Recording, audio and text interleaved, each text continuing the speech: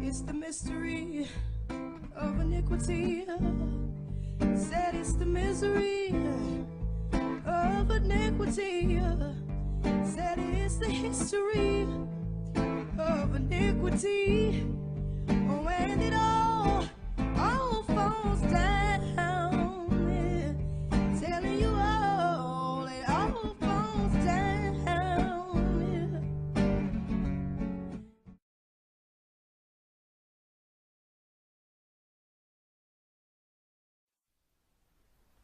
To understand what the occult has to do with the fashion industry, first we need to know what the occult is. The word occult does not mean evil, it simply means hidden, secret, obscured, concealed. This is referring to secret knowledge, hidden knowledge, and is often called esoteric.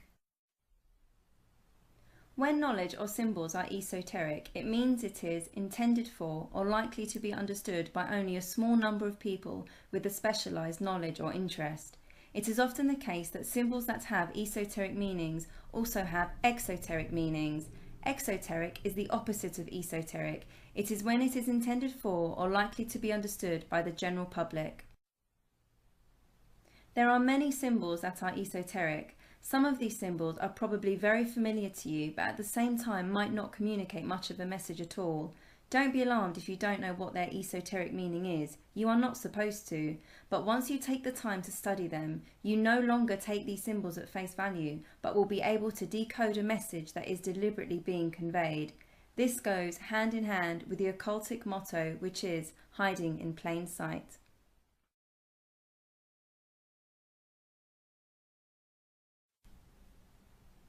For example, take a look at this symbol. We've all seen it, many of us have grown up looking at it. It has an exoteric meaning and an esoteric meaning.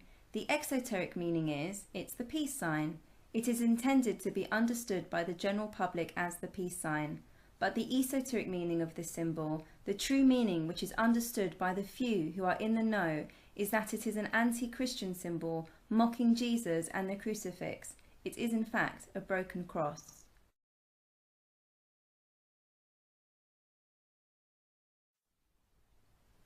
But what has all this to do with fashion? We will get there, but first we need some more background information. I first want to address the undertones suggested so far, such as what is the purpose of the occult, and who are the they who follow it, who propagate it. This is a huge subject and a whole other presentation in itself, but briefly allow me to explain. The occult is an ancient religion, as old as time itself.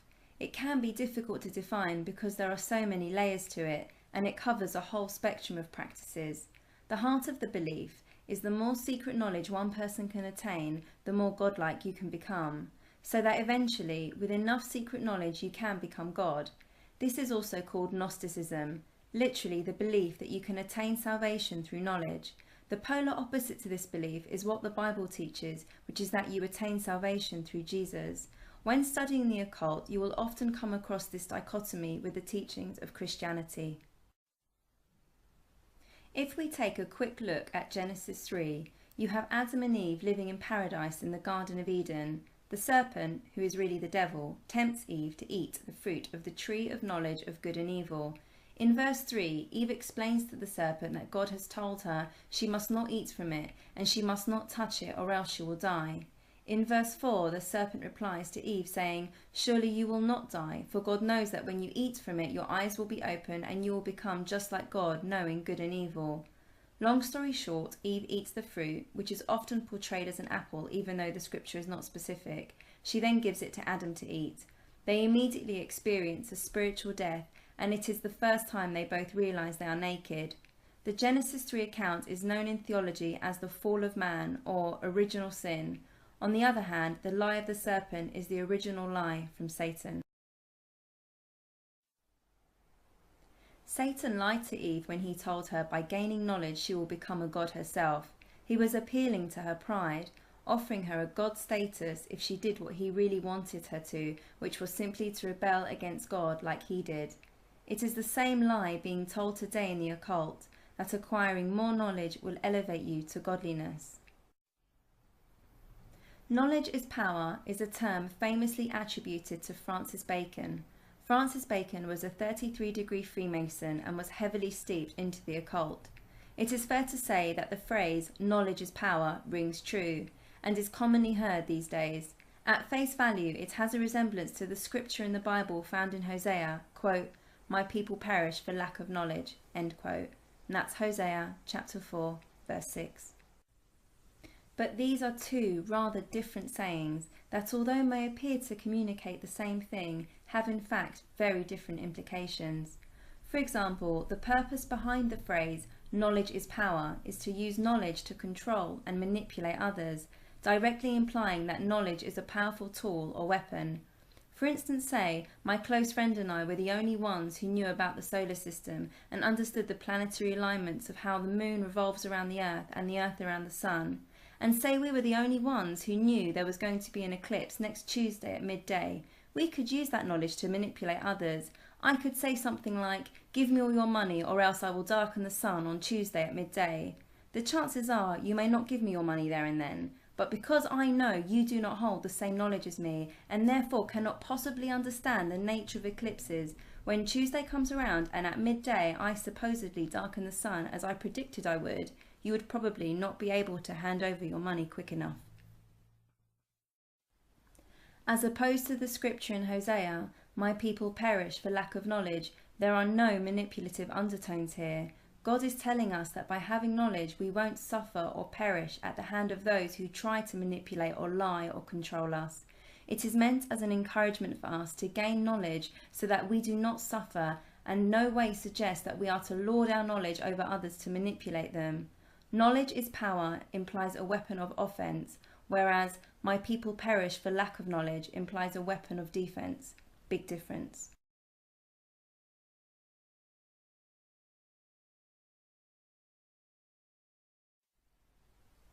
The Illuminati can be generally difficult to define, so I will stick to the basic facts to keep it as simple as I can for the sake of this presentation. The Illuminati are a secret society founded in 1776 in Bavaria, Germany by a chap called Adam Weishaupt. The word itself, Illuminati, literally means to be illuminated with knowledge, as this knowledge in turn brings light, illuminating an individual. They are deeply occultic in their beliefs and they revel in secret knowledge. Another name for Satan is Lucifer.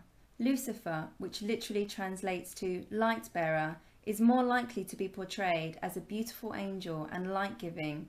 It is common amongst the secret societies and occultic beliefs for Lucifer to be considered as the source of everything, but especially of all light and of all knowledge. The Illuminati are 100% Luciferian in their philosophy. They sincerely believe that the serpent or the devil is the good guy in the Genesis account, and that Eve was right to eat of the tree of knowledge of good and evil, and that when she did become like God. Albert Pike, one of the founding fathers of Freemasonry, was himself a 33-degree Freemason. He was also a top leader in the Knights of the Ku Klux Klan. Pike, being Sovereign Grand Commander of the Scottish Rite, was a devout Luciferian. His famous works, Morals and Dogma, in 1871, is still today considered to be the handbook or study guide for the Scottish Rite within Freemasonry. This is a direct quote from Albert Pike's works, Morals and Dogma. Open quote. "Lucifer, the light bearer, strange and mysterious name to give to the spirit of darkness. Lucifer, the son of the morning, is it he who bears the light? Doubt it not." End quote. However, the Bible contradicts this teaching. It exposes Lucifer as being Satan. Open quote. "And no wonder, for even Satan himself disguises himself as an angel of light." Close quote. The esoteric symbol to present Lucifer is traditionally the lightning bolt. This is referencing Jesus' words in Luke chapter 10 verse 18, where he says, quote, "And I saw Satan fall like lightning from heaven." End quote. It is not confirmed how many people belong to the Illuminati. According to a credible ex-Illuminati member known as Savali, they make up approximately 1% of the population. They consist of 13 bloodlines.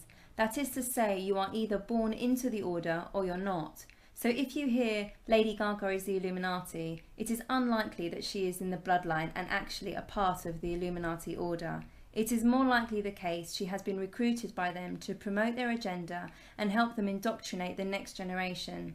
Lady Gaga is just one of the many music artists who have openly sold their soul to the industry in exchange for fame and fortune, hence why her debut album is titled The Fame Monster.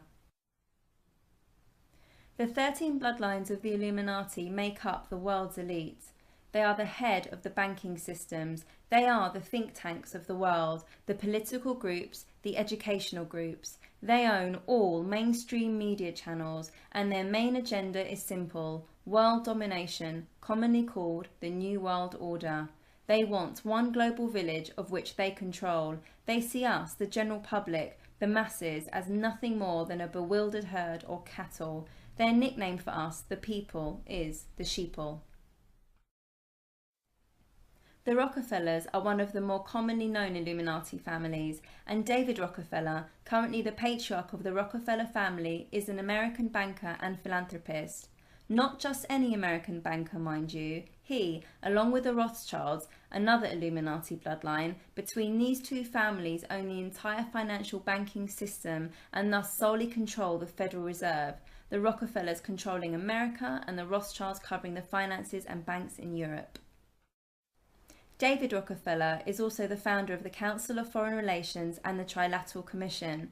Both of these political groups basically get together to discuss foreign policy and ultimately are responsible for deciding the future of the world, which again and again the same theme emerges: a new world order, and he makes no secret of this.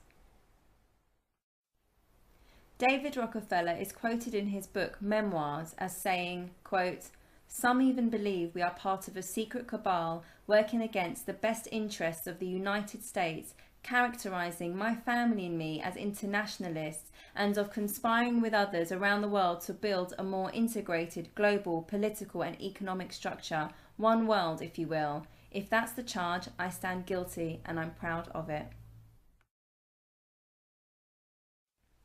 I need to move on, but if you are interested in more information about the New World Order and the Illuminati's agenda, how they plan to achieve world domination, check out the Georgia Guidestones. This is a monument erected in Elbert County, Georgia, which has their agenda engraved in their own words on each side of the 4 stone slabs in a different language. There are 10 guides, or commandments if you will, openly outlining their intentions, how they intend to reduce the world population over 80% from 7 billion down to just 500 million, and bring about a new one world religion or universal spirituality. This monument is generally shrouded with mystery, but the engraved tribute found next to it is a big clue. It has inscribed, "Let these be guidestones to an age of reason." The Age of Reason is a book written by Thomas Paine in 1794. Its intent was to destroy the Judeo-Christian beliefs upon which the American Republic was founded.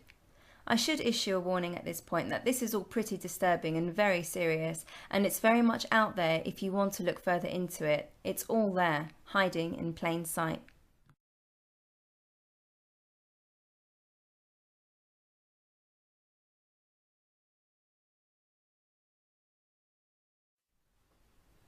Okay, so let's move on and look at the esoteric symbols the Illuminati use to represent themselves and how they are very much present in today's culture. One of the main symbols is the all-seeing eye of Lucifer, which is referencing that we are under constant surveillance. The all-seeing eye of Lucifer is sometimes known as the Eye of Providence, which is commonly found on the $1 bill. If we take a moment to focus on the dollar bill, you can see a 13-layer pyramid with the capstone disjointed or elevated, and inside the capstone, the all-seeing eye. Numerology is very important amongst the occult and secret societies, and they take it very seriously.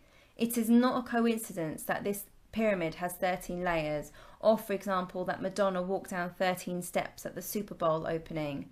The number 13 in the occult symbolizes rebirth, transformation, or renewal. For example, there are 12 signs in the zodiac that complete a yearly cycle. The next zodiac sign in sequence would be number 13, or number 1, as it becomes a new beginning of the next cycle. New beginnings, or rebirth, are also represented by a phoenix. Bear that in mind in today's culture. When you see the number 13 or phoenixes, the esoteric message conveyed is support for the New World Order.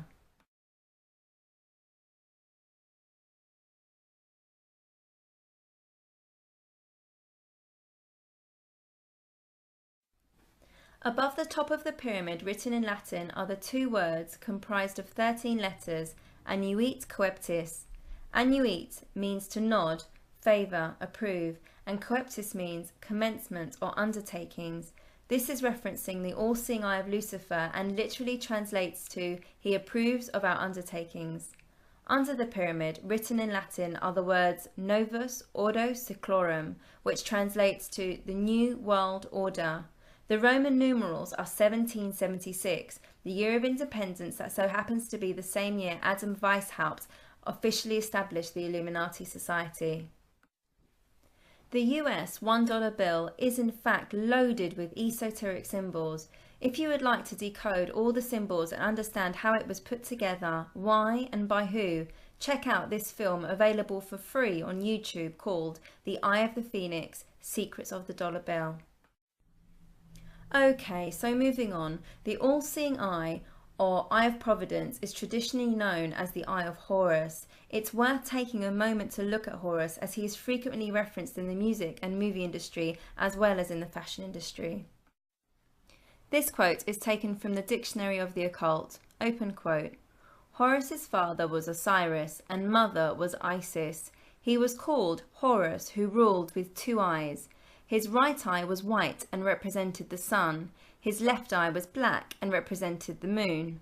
According to the myth, Horus lost his left eye to his evil brother Set, who he fought to avenge Set's murder of Osiris. Set tore out Horus's left eye but lost the fight. The eye was reassembled by magic, by Thoth, the god of writing, the moon and magic. Horus presented his eye to Osiris, who experienced rebirth in the underworld. End quote. One-eye symbolism is everywhere in the fashion and the music industry, and I do mean everywhere. Yo, y'all can't handle the truth in a courtroom of lies. Purges the jurors, witnesses, spies.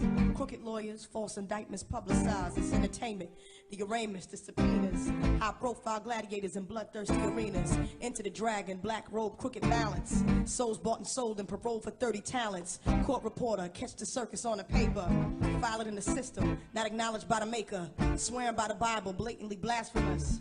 Publicly perpetrating that in God we trust. Cross-examined by a master manipulator, the faster intimidator, receiving the judge's favor.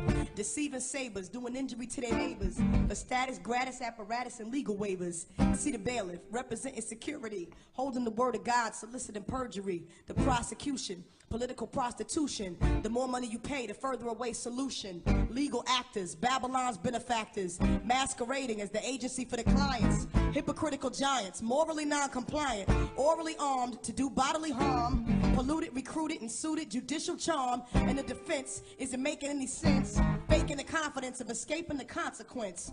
That a defendant is dependent on the system. Totally void of judgment, purposely made to twist them. Emotional victim, blackmailed by the henchmen. Framed by intentions, inventions whereby they lynch men. Enter the false witness, slandering the accused. Planting the seed, openly showing he's being used. To discredit, edit, headed for the alleged. Smearing the individual, fearing the unsuspected. Expert witness, the paid authority. Made a priority to deceive the majority of disinterested peers, dodging duty for years, hating the process, waiting to return to their careers. Do we expect a system made for the elect to possibly judge correct, properly serve and protect, materially corrupt, spiritually amok, oblivious to the cause, prosperously bankrupt, blind leading the blind, guilty never defined, filthy as swine, a generation pure in its own mind, legal extortion, blown out of proportion, in vain deceit, the truth is obsolete. Only two positions, victimizer or victim. Both end up in destruction, trusting this crooked system. Mafia with diplomas, keeping us in a coma, trying to own a piece of the American corona. The revolving door, insanity every floor. Skyscraping, paper chasing, what are we working for? Empty traditions, reaching social position, teaching ambition to support the family superstition. When the son of perdition is commander-in-chief, the standard is thief. Brethren, can we candidly speak? Woe to the men, trusting in the chariots, them leaning on horses. They run their intellectual sources, counterfeit wisdom, creating the illusion of freedom. Confusion consumes them. Every word they speak, it then turns them outwardly white. Internally, they absent the light, them trapped in the night, and bondage to the cane of the night. Under the curse, evil men waxing more worse, facts in the first. Angelic being cast to the earth, it's time for rebirth. Burning up the branch and the root, the empty pursuits of every tree bearing the wrong fruit. Turn and be healed. Let him who stole no longer steal. Oh, Israel, surrender for Jehovah is real. How long will you sleep? Troubled by the thoughts that you keep, the idols you heap, causing the destruction you reap. Judgment is come, find it and return to the one. Abandon the flesh, self-interest, broad way to death, pride and the greed, hiding, subdividing the seed. The knowledge of good and evil is what caused us to lie, caused us to die. Let your emotions be crucified, renounce all your thoughts, repent and let your mind be retaught. You find what you sought was based on a deception you bought, a perception of naught where the majority remains caught. Loving a lie, not realizing an atom or die. Loving a lie, not realizing an atom or die. Loving a lie, not realizing an atom or die. Loving a lie, not realizing an atom or die. It's the mystery of iniquity. That is the history of iniquity. That is the misery of iniquity. Oh, and it all falls down. I'm telling you all, it all falls down.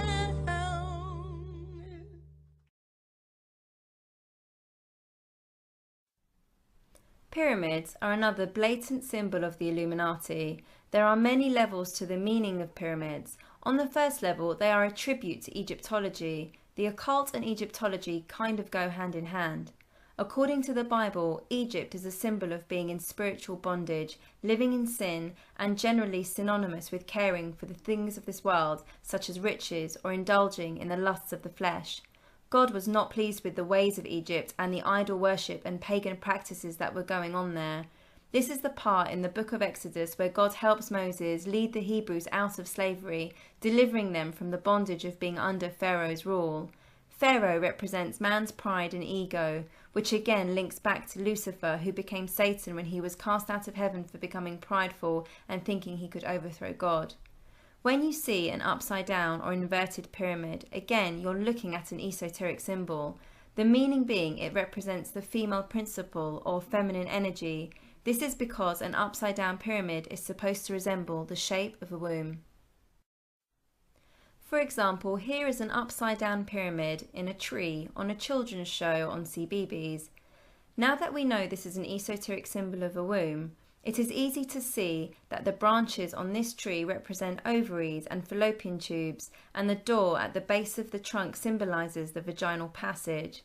This symbology is of further interest when we find out that this show is called Ra-Ra, the noisy lion, and Ra is another name for Horus, the sun god in Egyptology. On the other hand, when the pyramid is upright, it is symbolic of the male principle, masculine energy, symbolising the male phallus. The 6-point star is in fact the upright pyramid and upside down pyramid laid over each other. This hexagram is also called the Star of David, but there is no biblical or Jewish evidence that traces this ancient occult symbol with King David of Israel. However, there is evidence that it was used by King Solomon after he turned to pagan gods and the occult later in his life. The 6-pointed star is used in ceremonies by magicians and alchemists and is considered a powerful symbol among occultists, and perhaps why the Illuminati ensure that pyramids are prevalent in the music and the fashion industry.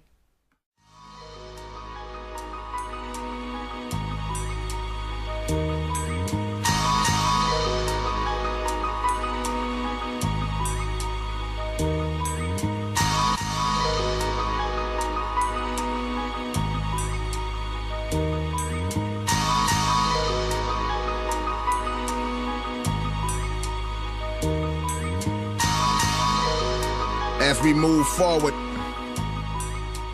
anytime you come closer to something, your vision should get clearer. Satanic symbols are prevalent in today's culture, but like the Illuminati symbols, more often than not, people are just not aware of what they're looking at. A bog-standard satanic symbol is the upward-facing 5-point star known as the pentagram. Each of the 5 points represents one of the elements, and this star inside a circle is used in satanic practices and witchcraft for summoning demons and ritual sacrifices.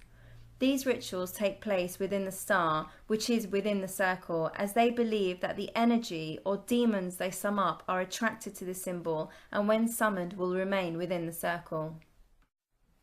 Sometimes the 5-point star is inverted with a goat head inside. The goat head is also referred to as the goat of Mendes or the sabbatical goat. In astrology, the 10th sign of the zodiac, Capricorn, is represented by the leaping goat, whose greatest attribute is liberty or rebellion. In tarot cards, the goat card is also known as the Baphomet and is the devil card. Baphomet was first created by the Satanist Eliphas Levi and is considered a satanic deity today. His image is a clear depiction of the occultic theme of duality. This image represents heaven and hell, night and day, male and female. Here you see him as having a human body, which is male from the waist down, having an erect penis, and female from the waist up, having breasts, and topped with a goat's head. With his right hand pointing upwards towards a white crescent moon, and his left hand pointing downwards towards a black crescent moon, occultists are supposed to follow the left-handed path that points downwards towards hell. This again is the opposite to Christianity, where according to the Bible, Jesus is called the right hand of God, and as Christians we are to follow Jesus, which in doing so leads us upwards towards heaven. We see Lady Gaga often posing as Baphomet, and here quite blatantly. Notice her left eye is closed and she is holding it in her left hand. There is no doubt that this is a tribute to the left eye of Horus that was plucked out.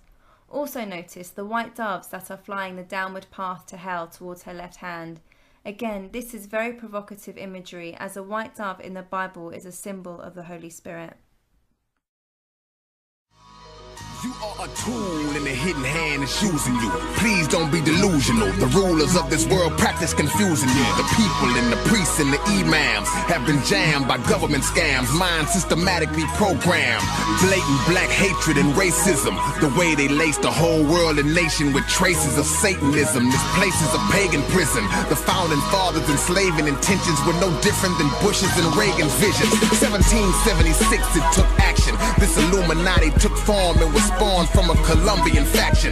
Just flip your $1 bill over, and if you want me to expose the true code of deception, I will show you. We live in a designed wicked system. The number 13 is consistent in Masonic symbolism. It represents transformation. 12 completes a cycle, so 13 was rebirth and regeneration. The meanings of the symbol are strategically hid. On the left side you see a 13-layered pyramid.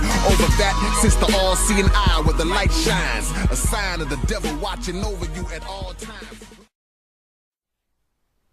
Another important element to mention regarding the principle of duality depicted in the Baphomet image is the occultic saying, as above, so below. This very common occult expression means many things to different people. Some relate it to astrology, that the stars above are a reflection in the events on the earth. Some suggest that it means that God is like man and man is like God. It has also been suggested that these words are an expression of Satan's desire to establish his rule upon the earth as a reflection of his present rule among the fallen angels. Look at the similarities between Britney Spears' advert for her perfume and the great symbol of Solomon. The principle of duality is covertly being communicated.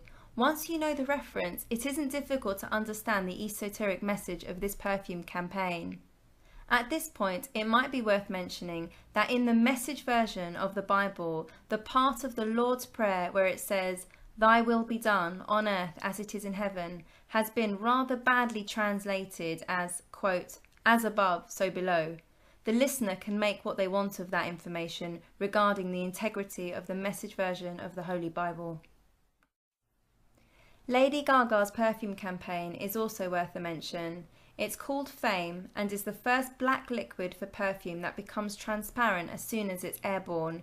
She insisted she wanted it to be black fluid to celebrate the dark, evil side of fame. The composition of the perfume itself actually contains ingredients used in ancient witchcraft and sex magic rituals. Lady Gaga wanted her perfume to include blood and semen. Open quote. While the perfume was based on the molecular structure of the two substances, it would not smell of them. Close quote. She further explained that the blood element was based on a sample of her own blood molecules to create a, quote, sense of having me on your skin, end quote. Turn the bottle upside down. Does the gold lid remind you of anything?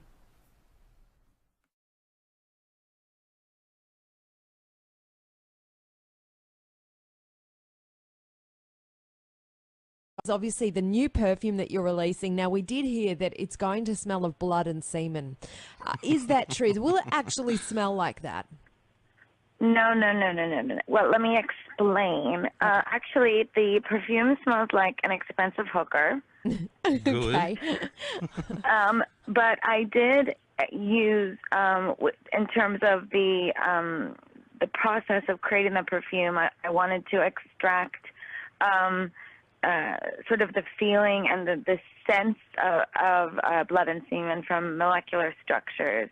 So that's where that came from. And that is in the perfume, but doesn't smell like it. You just get that sort of the after feeling of sex from the semen, and then the blood is sort of primal, and it was taken out of my own blood sample. So it's like a sense of having me on your skin. Fantastic. Very creative, very different.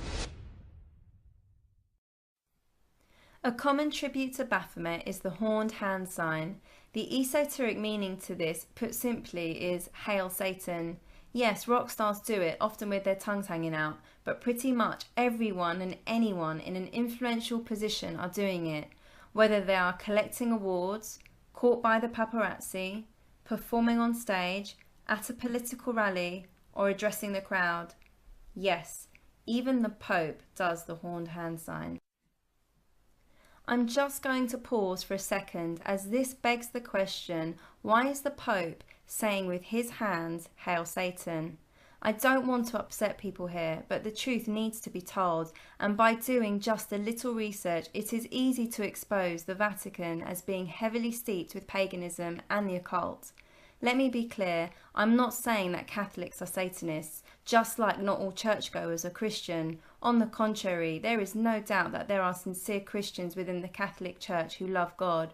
But what I am saying, for the record no less, is that the Vatican per se and the foundations of the Catholic Church as a whole have been merged with pagan traditions and has been riddled with occultic references and symbols from the beginning of its establishment.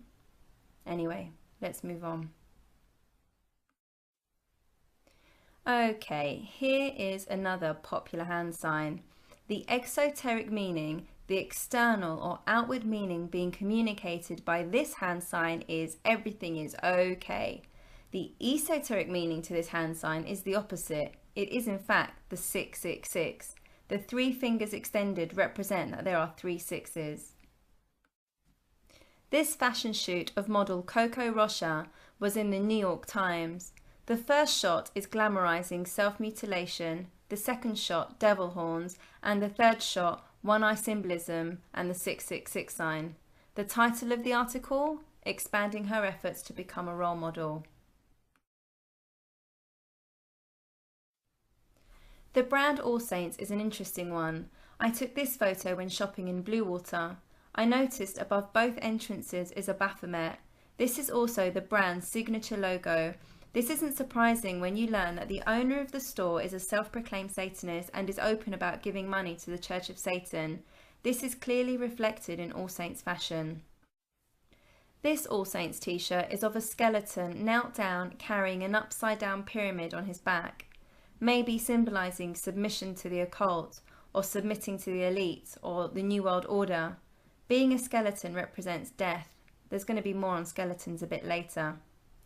This All Saints t-shirt is of a large crucifix. In the centre of the cross is a goat head, and written across the top are the words "Abandoned Ship." Is this meant to be a way of saying abandon Christianity? This All Saints t-shirt is heavily satanic. it has an upright pentagram inside an inverted pentagram, which is inside a circle. Remember, when the pentagram is in a circle, it is a tribute to practicing satanic rituals.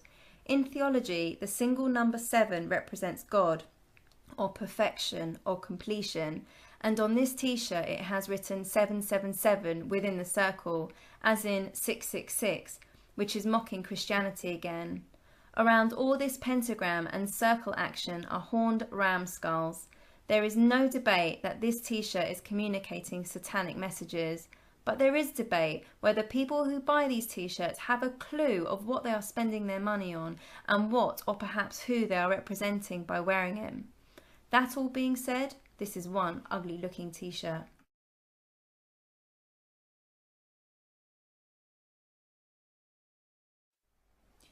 Have you noticed owls everywhere? The Illuminati like to use owls to represent themselves for a few reasons. Firstly, owls, as a symbol, have the exoteric meaning of being wise, and thus fit the Illuminati's agenda with promoting the occult philosophy for acquiring knowledge. Secondly, owls are also considered to have all-seeing eyes, because they have binocular vision and hunt in the dark. And because they can turn their heads 270 degrees in any direction, they don't have any blind spots. These physical attributes of owls support the Illuminati's obsession with the all-seeing eye of Lucifer. Look closely at this t-shirt. Firstly, it has twin owls.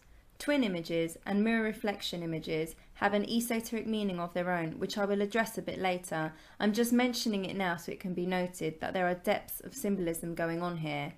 Now scroll your eyes down towards the bottom. There are 4 pentagrams. Can you see them? But there is also a far deeper and more sinister meaning to why the Illuminati promote owl imagery. There is an ancient pagan god called Moloch, who is often represented as the owl man or owl god. He is the god of human sacrifice. Moloch is just one of the many pagan gods and is mentioned in many ancient texts, including the Bible. In Leviticus chapter 18:21, it says, "And thou shalt not let any of thy seed pass through the fire to Moloch." You see, Moloch was worshipped by the Canaanites and Israelites as well as other cultures, and they would make human sacrifices, even burning newborn babies alive to Moloch. Depending upon the seriousness of the blessing desired, the greater the sacrifices needed to be to Moloch. To sum up Moloch, he is the god of fire or of human sacrifice, and unfortunately Moloch is not only limited to ancient times, but is still very much revered today. We can see Moloch all around our modern society, including government, religions, corporations, and financial institutions.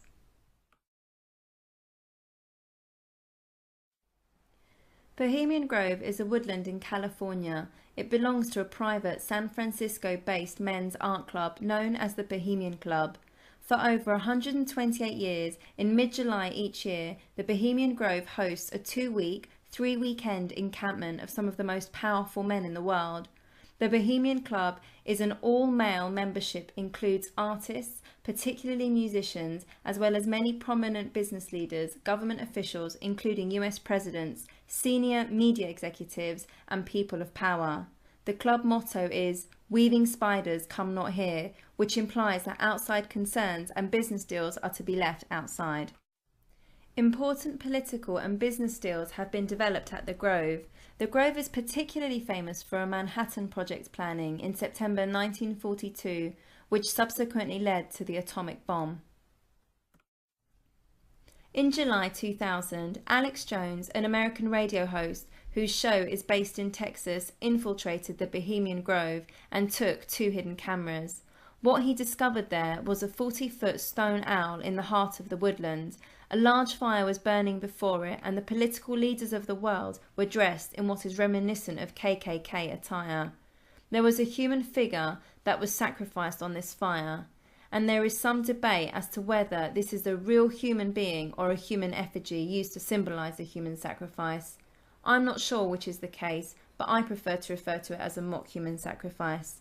This ritual is called the cremation of care and is very symbolic of the world's leaders, the world's elite, sacrificing their conscience, or their care if you will, so that they can go ahead and make unethical decisions without any care, without their conscience troubling them. You can clearly hear them chanting, "Begone, dull care," as they sacrifice the human effigy on the fire.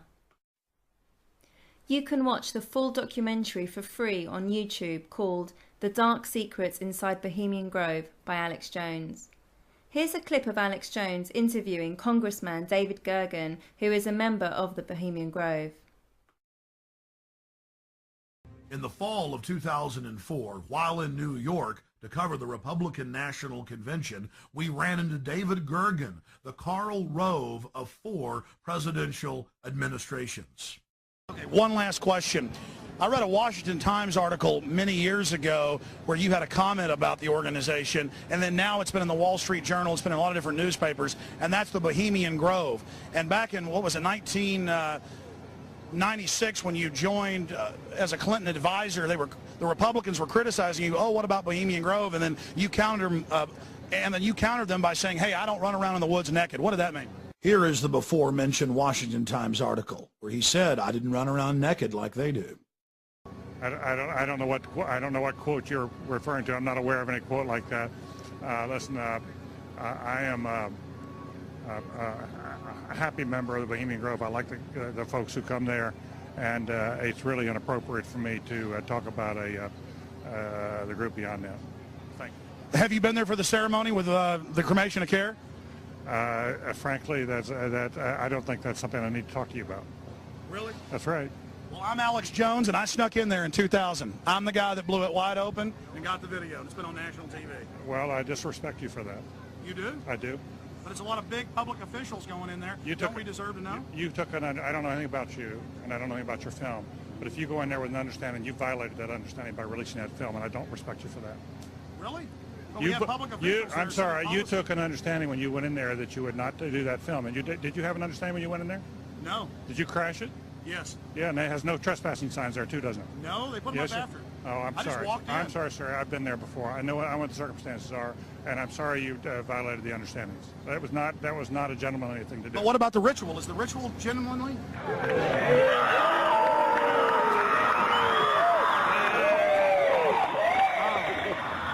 Sir, everything.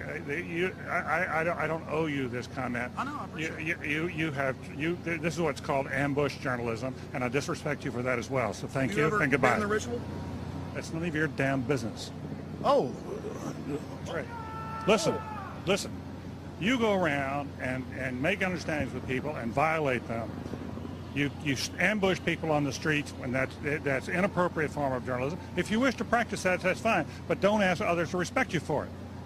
If you want to, you can do. You're a free American, like anything you want. If you want to be uncivil and rude and ungentlemanly, that's up to you. But don't expect the rest of us to say, "Oh well, you're there, Mr. Gergen." I'm sorry, nobody sets policy in there. We try to be gentlemen, and obviously, you don't belong there. Weaving spiders come out here. Yeah, that is a three-pointer. Woo! Look how strangely he behaved when we brought it up. Why is he acting so secretive? And why did he get so angry when he discovered that we'd snuck in? You see, they take it very, very seriously. This is one of the hallmarks of the occult and secret societies. The word occult means secret. Secrecy is part of their religion. They revel in it. And when it's violated, they become extremely angry.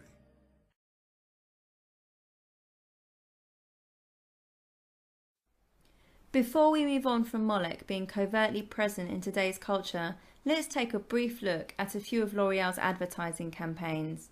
First we see Scarlett Johansson doing the one eye thing. Okay, by now this is no shock, but maybe you're still adamant that this is just a coincidence. I mean, do the marketing team behind the L'Oreal Corporation know exactly what they're doing? Let's look at another advert. In this advert you can see the one eye, but if you look into the eye you can see that her pupil is actually an image of an owl sitting on a branch. Here we see the packaging box for hair dye. Notice the number of this colour is 6.66, also known as the number of the beast. Oh, and the colour happens to be fiery red. Oh, and the name of this fiery red 666 colour hair dye is Babylon. Babylon, which is an ancient city, is closely linked to the occult. Amongst occult beliefs and secret societies, it is sometimes referred to as Mystery Babylon. For example, in the secret society of Freemasonry, they teach to their initiates the secrets of their religion known as Mystery Babylon. In the last book of the Bible, Revelation, which is about the end times of this earth, Armageddon, the one world government, the rise of the Antichrist, and the mark of the beast, etc., Babylon is described in two ways. The first way is in chapter 17, where it is described as a false religion. It is described in its mystery form as a religious system or spiritual false worship. However, in chapter 18, Babylon is described as an actual place, making reference to its political and commercial system embodied in an actual city. The word Babylon literally translates to the place of confusion, and on today's map is called Iraq. So why does the Illuminati go to so much effort to hide messages in plain sight and communicate through esoteric symbols? And if we, the general public, do not even understand what we're looking at, then what's the harm anyway? What we don't know won't hurt us, right? Actually, no, that's wrong. There is masses of empirical research that proves we process all these symbols and messages. Every single one is processed on a subconscious level. You see, our conscious mind, which is always busy trying to make meaningful sense of everything we see and hear, is limited as to how much it can process, as too much information would result in overload. However, our subconscious mind is constantly collecting and storing all information, especially that which our conscious mind is unable to process immediately. The word subliminal is defined as existing or operating below the threshold of consciousness, and subliminal messages are specifically designed to influence our mental processes and behaviour. Our society is shaped by our morals and beliefs, and our morals and beliefs are influenced by what we watch, read and hear. What has become acceptable in society today and not given a second thought would have been rated 18 or triple XXX 20 years ago. With a subtle but steady decline in our standards of sex and violence presented by the mass media in our music, movies and video games, there is little that shocks or offends us anymore as we are so desensitized. It's a wonder how much exposure to depraved lyrics and images it takes until we feel a sense of moral conviction stimulated within our hearts. Our subconscious is being constantly bombarded from all angles with images of sex, violence and occult themes and practices. It is through our subconscious state that we are able to absorb all information without resistance, as our brains are in a passive mode and more susceptible. You see, our brains fire different wavelengths depending on what we're doing. For now, we will just take a quick look at alpha and beta brain waves. Alpha waves are associated with relaxed states. It is during this state that the brain is susceptible to suggestibility. Beta waves, on the other hand, are higher active waves and are associated with active logical thought. We are better capable of critically thinking and evaluating when our brains are in beta waves. However, when we switch on the TV and start watching, our brains almost instantly start firing alpha waves. There has been many experiments that demonstrate just how susceptible our subconscious state is, and that prove that what we absorb into our subconscious affects our attitudes and behaviour.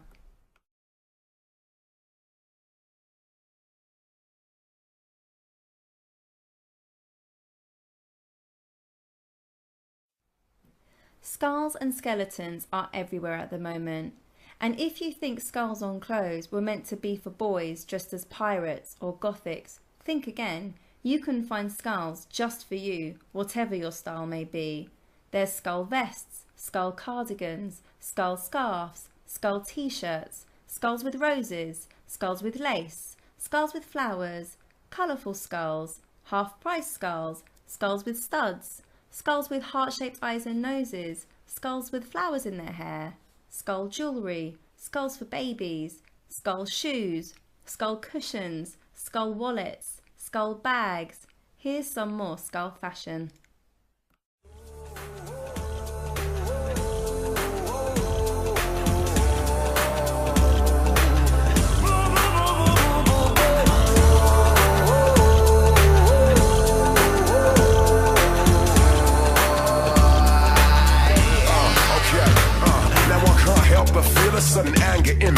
I'm from my stomach and rising up within me. It's taking over my life, making me feel so dizzy, making me look at the news as if it's one big conspiracy. I see the truth and I feel the lies, but so many different views and so many different eyes make us paralyzed. We're also hypnotized from all the fluorides and chemtrails up in the skies. They want to dumb us down just because they're scared of us. They know that if we band together we could rise above. They feed us lies on the telly cause so many trust that the UN's agenda actually cares about us. But I know better, you see it's all about to end. It's a worldwide suicide fashion trend. We wanna look pretty and we wanna all pretend, but the truth is something nobody can comprehend. That's right.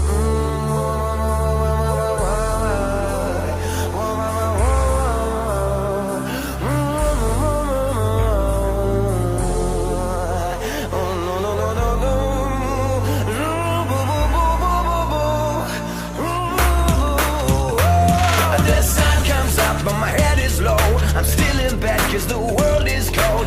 Everything is a daze to me, so I fly into outer space. The moon above is a healthy glow. I'm flying over the streets I know, and everything that I used to see has gone to another place. The sun comes up but my head is low. I'm still in bed cause the world is cold. Everything is a daze to me, so I fly into outer space. The moon above is a healthy glow. I'm flying over the streets I know, and everything that I used to see has gone to another place.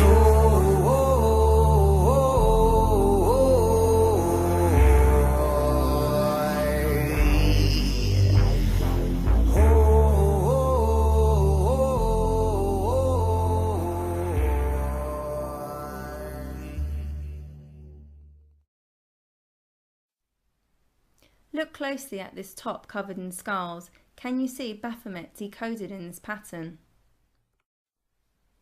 This t-shirt from a distance just looks like another big skull, but if we take a bit of time to focus on this t-shirt, you will see that it is in fact loaded with esoteric symbols.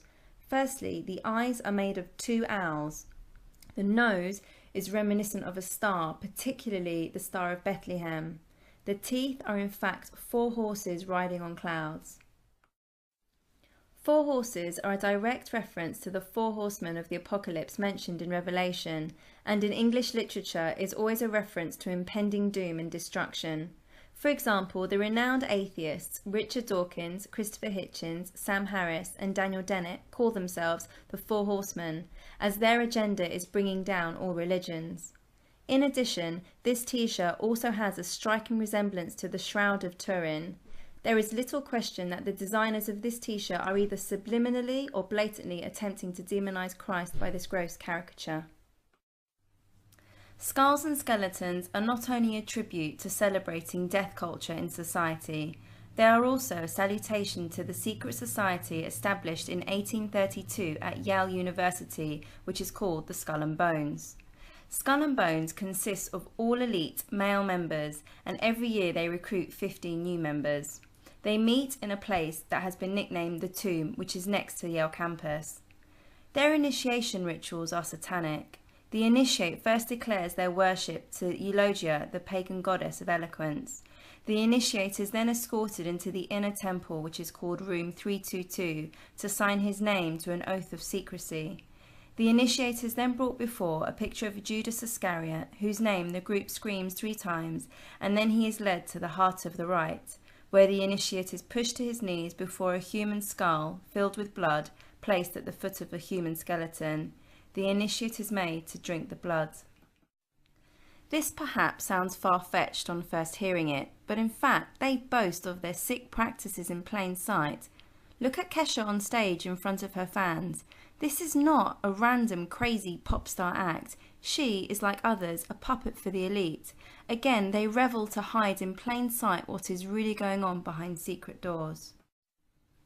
The agenda of the Skull and Bones Society is simple: to create a new world order that restricts individual freedoms and places ultimate power solely in the hands of a small cult of wealthy, prominent families.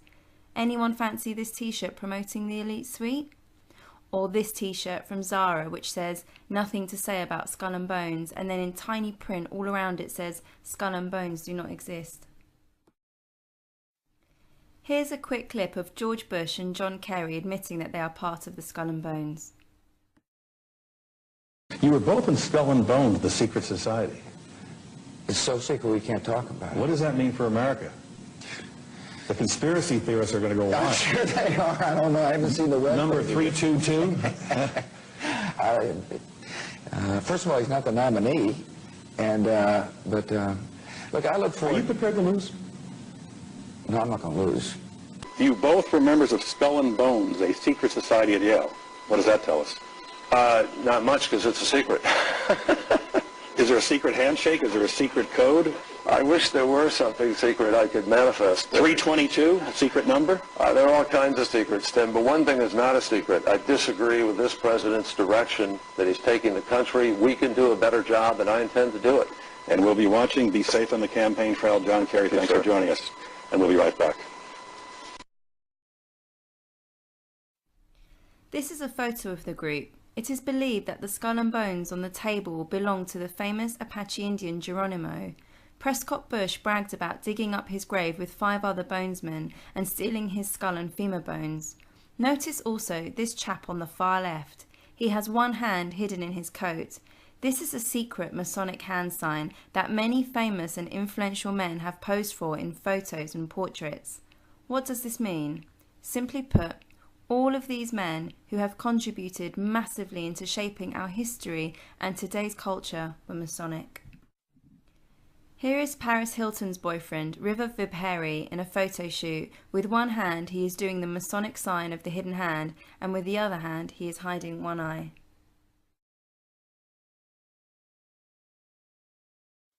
According to the Mystery Babylon religion, swallows are considered a sacred bird and are a symbol of the Egyptian goddess Isis, mother of Horus.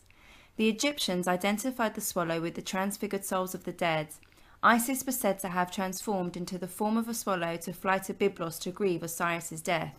Isis is absolutely revered in occultic circles, and again we see her referenced in today's culture.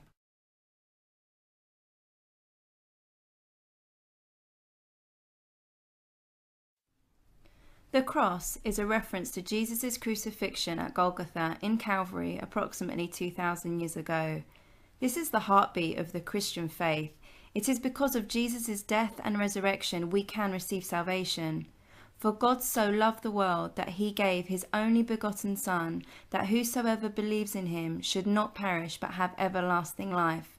For God did not send his Son into the world to condemn the world, but that the world through him might be saved.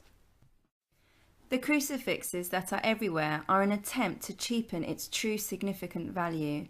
The bigger the cross, the bigger the mock. The use of the cross in rock music videos paired with images of sexual immorality is to corrupt its sacredness, to the point it represents rebellion and controversy rather than Christian faith. To the Satanist, the cross is a symbol of pain, execution, and evil's victory over good. A self-professed son of Satan put it like this, open quote, "We wear it for satirical reasons and because it pisses off Christians," close quote. To the fashionista and atheist, the cross is just an accessory.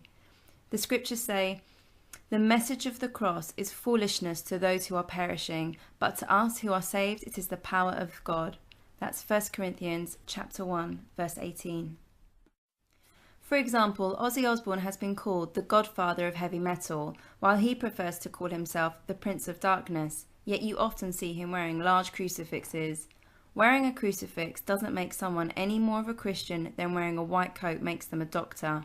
An inverted cross is generally a sure sign of worshipping Satan. There are many people who will resist the New World Order and fight against it. In order to achieve world dominance, there will be a new world army. Martial law is detestable. Who wants police patrolling our streets day in and day out, enforcing curfews, restricting our freedom of speech, of thought? This quote is by Brock Chisholm, director of the UN Health Organization from 1948 to 1953. Open quote. "To achieve world government, it is necessary to remove from the minds of men their individualism, loyalty to family traditions, national patriotism, and religious dogmas." End quote. To help try and indoctrinate this generation and the next in accepting a police state so they can enforce a New World Order, military clothes are very much in fashion. It is common to see successful pop acts with riot police as backing dancers, as well as the sexualization of gun and military weapons in photo shoots and music videos. The agenda here is simply to glamorize a police state. Check out this photo shoot focusing on police brutality, trying to make it a sexual experience, being humiliated and strip searched at airports. Here we see a policeman standing on this model's neck with his truncheon pressed on her chest. But hey, never mind he's about to break her neck on the curb. Check out her gorgeous dress. There is an obvious increase in violent and bloody fashion shoots. Here we see Justin Bieber hiding one eye with a slab of meat. In the same shoot, we see him getting beaten up by some unknown guy. While some can't help but admit they might find this image to be slightly satisfying, it still goes with this new trend of showing people being violently abused in photo shoots. Brothers and sisters, I don't know what this world is coming to. Yes, the rhythm, the rebel. Without a pause, I'm lowering my level. The hard rhymer, where you never been, I'm in. You want styling? You know it's time again. D, the enemy, telling you to hear it. They praise the music, it's time to play the lyrics. Some say no to the album, the show. Bum rush the sound. I made a year ago. I guess you know. You guess I'm just a radical. Not on sabbatical, yes, to make it critical. The only part of your body should be partying too. Pass the power on the hour from the rebel to you. Hey, yo, Chuck, man, I don't understand this, man. Yo, you got to slow down, man. You're losing them. Radio, suckers never play me. All the mix, they just okay me now. Known and grown. When they're clocking my zone, it's known, sneaking and taking everything that the brother owns. My calling card, recorded and ordered. Supporter of Chesimard, loud and proud. Kicking live, next poet supreme. Loop but true, bazooka, the scheme. Flavor, a rebel in his own mind. Supporter of my rhyme, designed to scatter a line of suckers who claim I do crime. They are my time, dig it. Hey, yo, Chuck, they think we taking shots. Show them this is Cole Medina, man. Come on, kick it. Terminator X. Terminator X. Terminator X.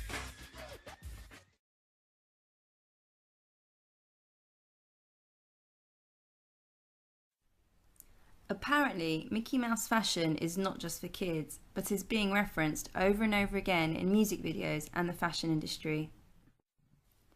Walt Disney was a 33-degree Freemason and an Illuminist. That is to say, he was born into the Illuminati bloodline. Disney was hired by the government and also part of the CIA. He produced numerous propaganda films and grew up in an abusive home and was himself a racist and a noted sexual pervert. Disney was part of the CIA's MK-Ultra program. Many of his productions deliberately contained mind control triggers and symbolism. When you see Mickey Mouse ears on celebrities and Walt Disney fashion aimed at adults, it is always referencing the same thing: mind control. This is a photo of the Mouseketeers. You can see a young Britney Spears, Christina Aguilera, Justin Timberlake and Ryan Gosling here. Here is Lady Gaga wearing huge Mickey Mouse ears at a tribute night to Michael Jackson. Why are these artists mocking MJ by linking him to Mickey Mouse? Maybe they are mocking the fact that he was also a mind control victim of the music industry for years. Here is a rather creepy photo shoot of Amy Winehouse shortly before she died. You can see her lying dead on the floor due to a bullet to her brain. It appears she has taken off her Mickey Mouse mask beforehand, and there is also an apple sitting in her blood on the floor. Notice there is no bite taken from the apple. Perhaps the photo is trying to tell us that she was killed because she refused to opt into representing the occult by not eating of the fruit, and she was also refusing to be another mind control victim for the music industry, which is being symbolized by her not wearing her Mickey Mouse mask. Veio até mim quem deixou me olhar assim. Não pedi minha permissão, não pude evitar, tirou meu ar, fiquei sem chão.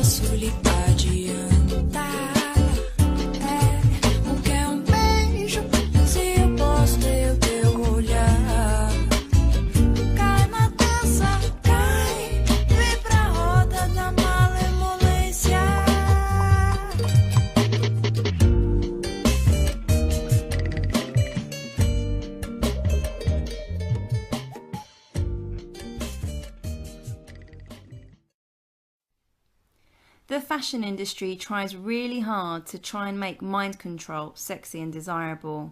The sick thing is that in order to obtain mind control over someone, the victim needs to be traumatized and broken down so that the abuser becomes their handler and the victim becomes their slave. This is one sadistic nurse with no emotion whatsoever. And would you agree this model looks pretty traumatized? I mean, seriously, what does all this have to do with clothes?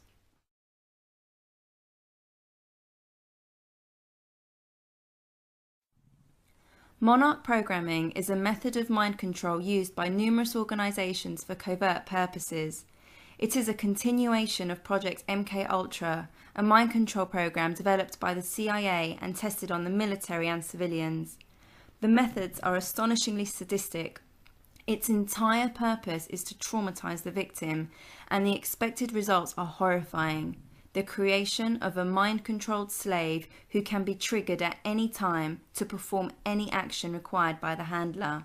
While mass media ignores this issue, over 2 million Americans have gone through the horrors of this program. The main objective is for the victim to follow directives with no conscious awareness, including carrying out any acts, even if they are in clear violation of the victim's moral principles or spiritual conviction. There are different types of programming when a victim is undergoing trauma-based mind control. I will briefly cover one type known as beta programming. This is also referred to as sexual programming.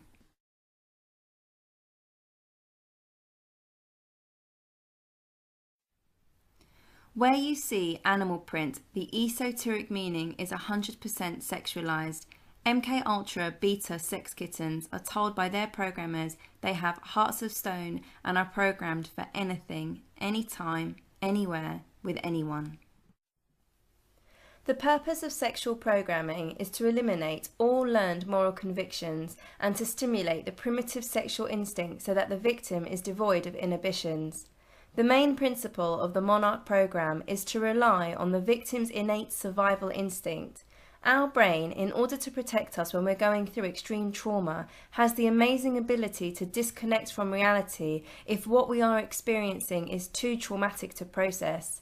The disconnecting that takes place is formally known as dissociating from the core personality because a completely new personality has been created by the brain in order to protect the core personality from breaking down. This new personality is formally known as an alter and can have its own name, gender, age, handwriting, even 5 completely different brain patterns. At a later time, when the coast is clear, so to speak, and we are in a safe and secure environment again, it becomes possible to revisit that traumatic time, addressing when and why the alter personality was born, and slowly we can begin to integrate the personalities with the help of professional therapy and, more importantly, with the support of a lot of consistent love. The Monarch program is inhumane. It has been purposely designed to abuse the victim's mind by forcing this innate, sophisticated coping strategy of the brain to kick in, so that the victim, in order to cope with the extreme pain and trauma being inflicted, has to dissociate, creating dissociative identity disorder, which used to be more commonly known as multiple personality disorder. Once the victim's brain has dissociated, the various alters or personalities are then found by the handler and programmed using state-of-the-art mind control techniques. Cat or kitten alters come out at this level, and they are deliberately programmed to be sex slaves. This accounts for the pervasiveness of kitten or cat imagery surrounding models, actresses and musical artists. The nickname given for beta programming is sex kitten programming. I'm a slave for you like that. I cannot hold it, I cannot control it. I'm a slave right now for you. I won't deny it, I'm not trying to hide it. Get it, get it, get it, get it. What? Get it, get it, get it, get it. What? Get it, get it, get it, get it. What? Get it, get it, get it, get it. What?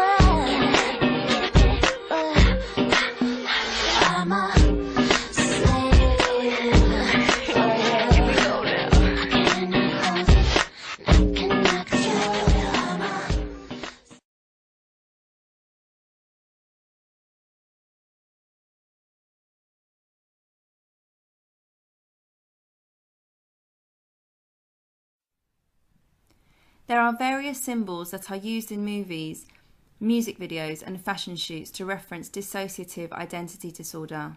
One symbol, which was on the OWL t-shirt I mentioned earlier, are twin images, which are mirrored images side by side.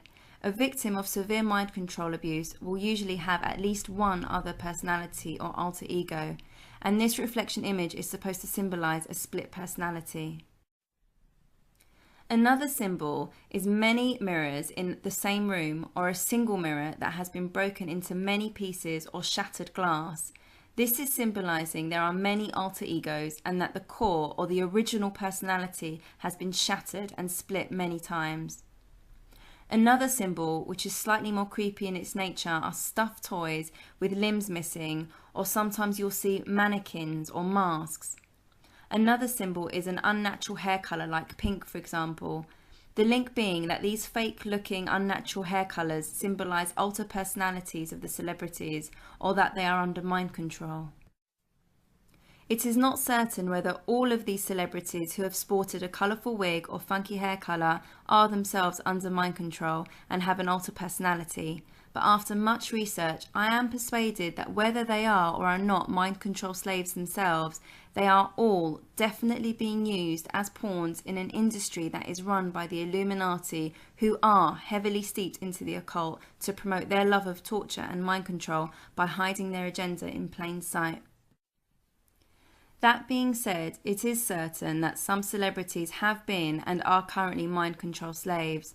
For example, the original sex kitten programmed or sex slave is Norma Jean.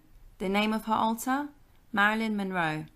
And there are many more celebrities who are currently operating under mind control. These celebs usually die before their time, often under suspicious circumstances, which are always fobbed off by the media as suicide by overdose.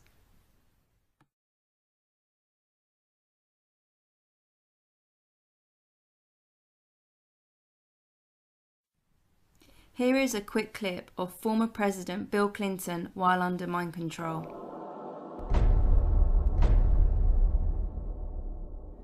In covertly recorded off-air transmissions from the Bush-Clinton presidential election campaign in the 1990s, we can see that Bill Clinton was nothing more than a puppet to the puppet masters which placed him in the White House. Bill Clinton's demeanor seems to be similar to a person who is under a hypnotic trance. There are artists who openly glamorize having an alter ego, another personality that when takes over is in full control of them. The alter ego will have another name and another personality. Let's quickly take a look at a few. The last time I checked, Nicki Minaj had 3 alter egos. She has a teenage gay boy called Roman Zelensky, who is characterized by his feisty attitude. She also has Roman's mother, Martha Zelensky, who is from London and speaks with an English accent. And her latest alter ego is Barbie, who has long blonde or pink hair and seems to always be wearing pink. These personalities are more than just voices on her tracks. They each serve a certain role in her life outside of the studio. That includes an active love life for each of them, which according to Nicki Minaj can get awkward. In an interview with S2S magazine, Nicki Minaj talked about her split personalities, saying, open quote, "The key to know who you are talking to is to listen to their accent. Sometimes I don't like Roman's taste, he doesn't like my taste, it's weird like that. When you're with a boy, I want to feel like you can be the boss if you want to be, but you just let me be the boss in public." Close quote. Roman is a crazy boy who lives in me, and he says the things that I don't want to say. He was born, just a few months ago. I think he was born out of rage. He was conceived in rage, so he bashes everyone.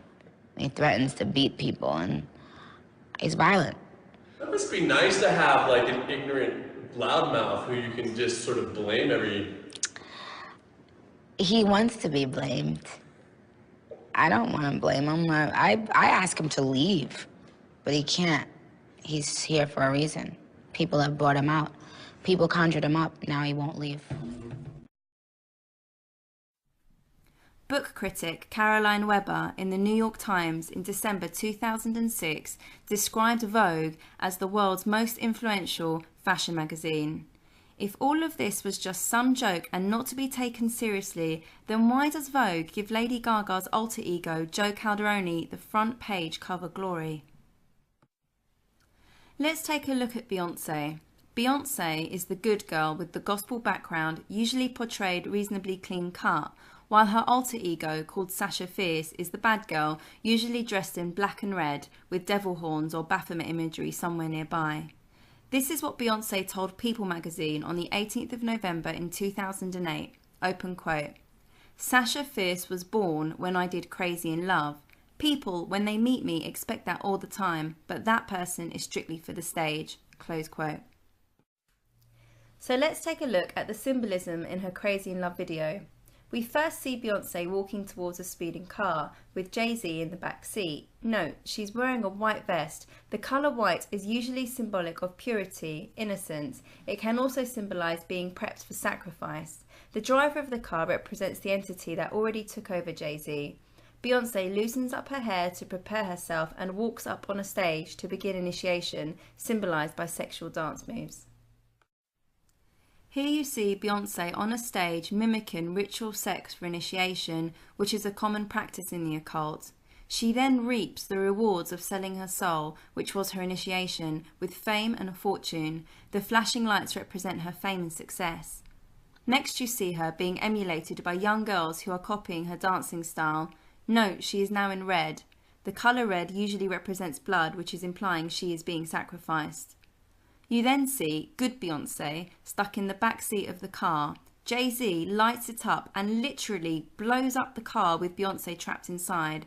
The burning of the car represents the death of old Beyoncé. After the explosion, Sasha Fierce magically reappears next to Jay-Z, looking sexy yet devilish. Jay-Z is wearing black to represent his dark side. In his verse, Jay-Z refers to Beyoncé as Young B because she was just reborn. This is, according to Beyoncé, the birth of Sasha Fierce. For more insight into understanding the esoteric messages conveyed in many music videos, check out this very informative website, www.vigilanttcitizen.com.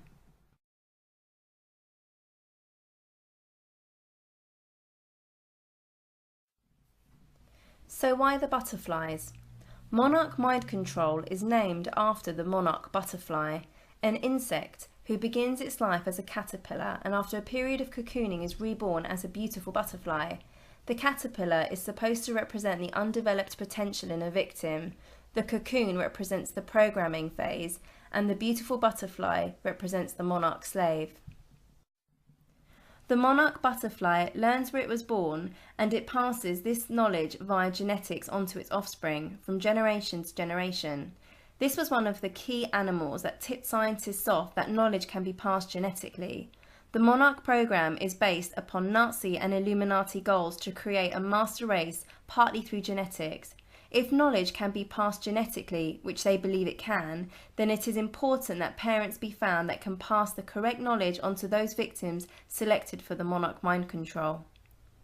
Another reference to butterflies is it has been reported that when a person is undergoing trauma induced by electric shock, a feeling of lightheadedness is noted, as if one is floating or fluttering like a butterfly.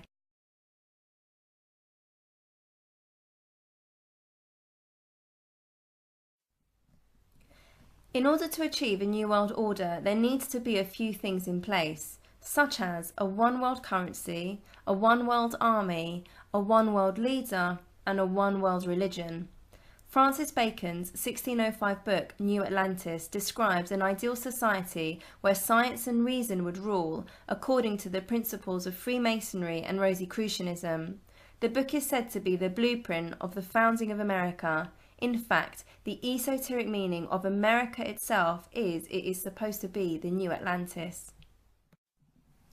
For decades, Hollywood has been producing movies glamorizing America as saving the whole world from impending destruction, which is usually in the form of aliens, UFOs or meteors, etc.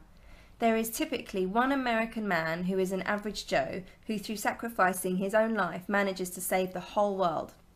This plot is rehashed over and over again with slight variations from time to time. This is in fact a twisted depiction of what Christianity teaches, that one man called Jesus sacrificed himself to save humanity.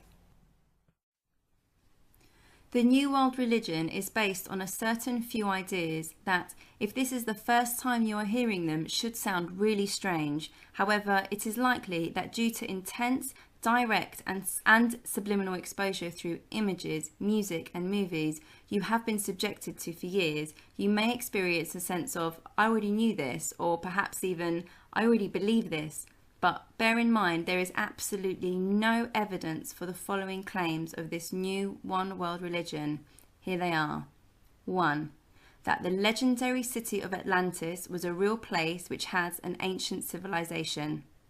2. That aliens from Atlantis created us by genetically engineering our human race.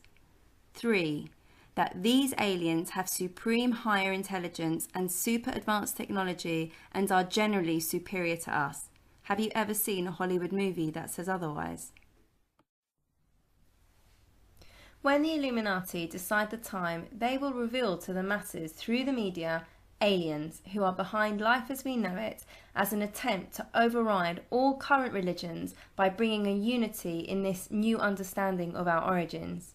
There will also be unity in further intolerance towards the Bible and Christians. After all, we still believe in the Bible, and according to the powers that be, the Bible has always been wrong about everything. And as Christians, despite the new revelation of these aliens, we will still hold on to what the Bible teaches as the truth. It will be Christians who will continually resist the New World religion when everyone else will start to embrace it.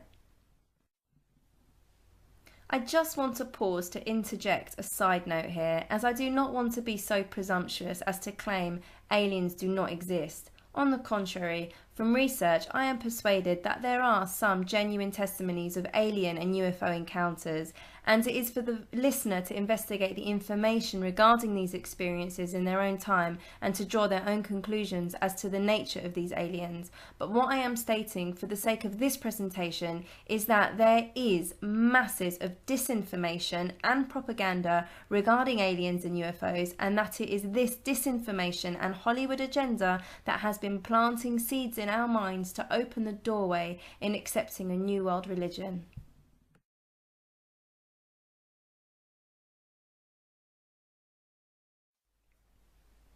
In the Gospel of Matthew, chapter 24, when Jesus' disciples came to him and questioned him about the end times, Jesus' first words were, in verse 4, "Watch out that no one deceives you," and goes on to say in verse 24, "There shall arise false prophets, and they shall show great signs and wonders, so that, if it were possible, they shall deceive the very elect."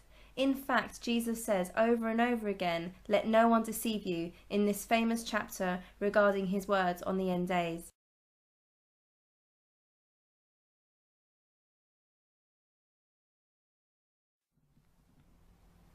The good news is, now you know the esoteric meanings behind all of these symbols: one-eye symbolism, owls, skulls, crucifixes, military clothes, Mickey Mouse ears, and alien fashion. But perhaps you are still a die-hard skeptic and are unable to accept even the possibility that evil not only exists, but is organized in this world by Satan himself. The thing is that despite whether you believe there is a devil or not, there is a group of very wealthy elite who are 100% Luciferian, and they desire to control this world and all those who inhabit it.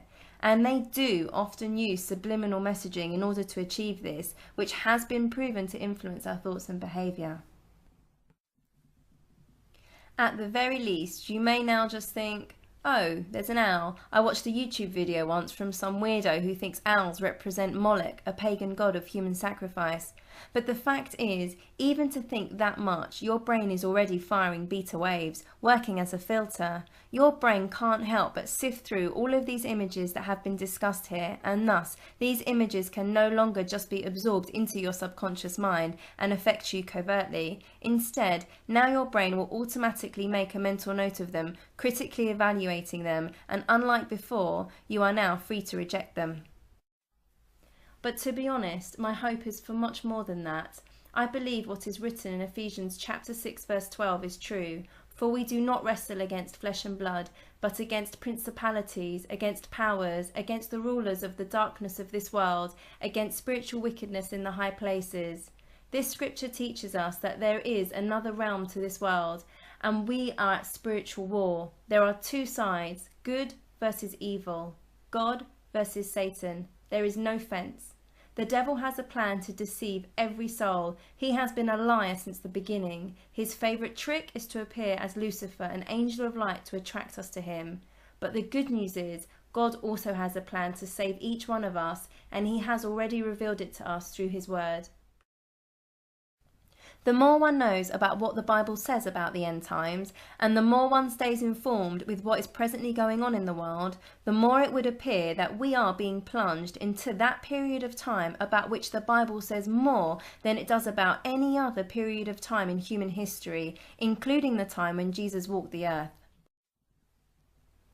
Now, this is too much of a preposterous statement to casually accept or reject. But in order to challenge it, you will need to do two things. Firstly, find out what is actually happening on the current world scene.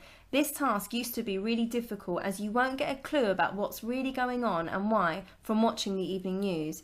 The media has its own agenda, and it takes pride in its ability to shape public opinion rather than to inform it.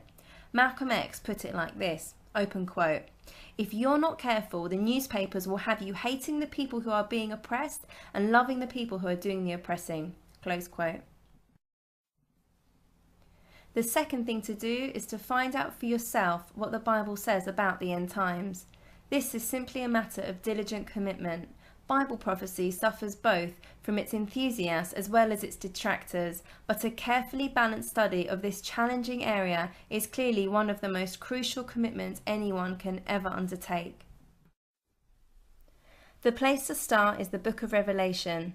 The Bible is made of two testaments called the Old and the New. These are comprised of 66 books in total, and the book of Revelation is the last book of the Bible. It is the only book of the Bible that declares a special blessing on the reader and the hearer. No other book in the Bible singles itself out in this respect. And one of the reasons why Revelation is always such a special blessing is that a proper review of it will include supporting passages from virtually every other book of the Bible. This amazing book puts God's entire plan of redemption into focus, from Genesis to Revelation. Thank you for your time.